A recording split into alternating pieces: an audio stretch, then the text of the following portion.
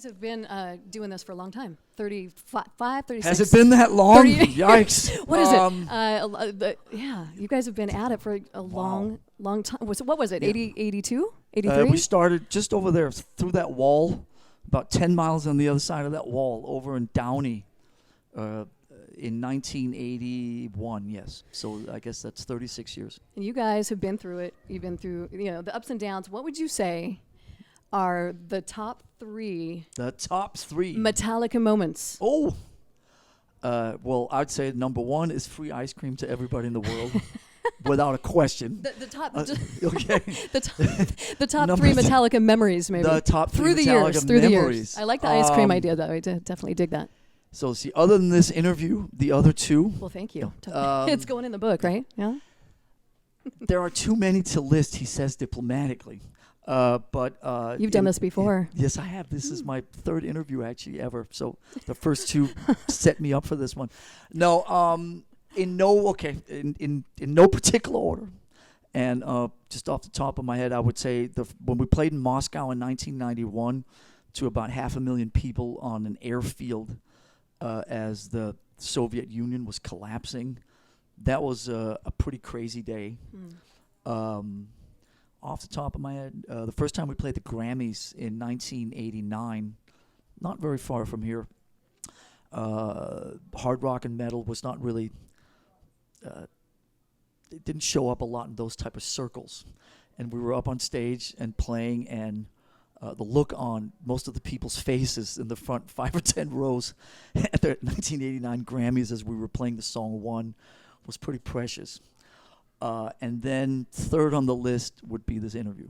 So there you go. So it was the first and the last. Yes. Yes. So and it will be in the book. Absolutely. And having the Metallica logo on the KLOS stickers. That's tied for third. Well, Metallica being at the top of the mountain, rock right up here. You are. I mean, we've had a tragic couple months. Losing Chris Cornell a couple months ago. Most recently, Chester Bennington. Yes. Big staples in the rock community. What a bummer. I mean, am a huge Chris Cornell fan, and that one Me really, too, yeah. that one really got. I think And you guys, Chester, yeah. You guys went to the service, right? Chris Cornell's. Did not make it. No. Oh, you didn't go. But I did see a heartfelt tweet from you about Chester. Yes, of course. Chester was a very kind and very unassuming and very gentle soul who had a really big heart. And the first time I heard Linkin Park, just singing those songs, on the first album, when was it, in 99 or 2000, the power that came out of him was just unbelievable. It was so original and so unique. And he was one of those singers that has that rare gift where every word that comes out of him sounds authentic. He's not just writing something down that he's singing. It's like everything that comes out of him sounds like he feels and means every word, every nuance, every syllable. And we did a tour with him in 2003 where they were kind enough to come and play with us across America on a summer sanitarium tour, and we had a lot of fun. And all those guys are great guys, and my heart goes out to all of them and to the family. Yeah. I threw the song "One More Light" on when I heard the news. I don't know if you're familiar with that song, but man, keep the tissues close. It was bad news. We got their memories will live on in the music. It does blow. I think it kind of shook the rock community. Yeah, I think more than anything, it just reaffirms, without sounding too cheesy, that we got to live each moment to the max and just be in the moment. Every time we go out on stage, we try to take it all in, and you never know when something can go sideways or something happen to you physically or something.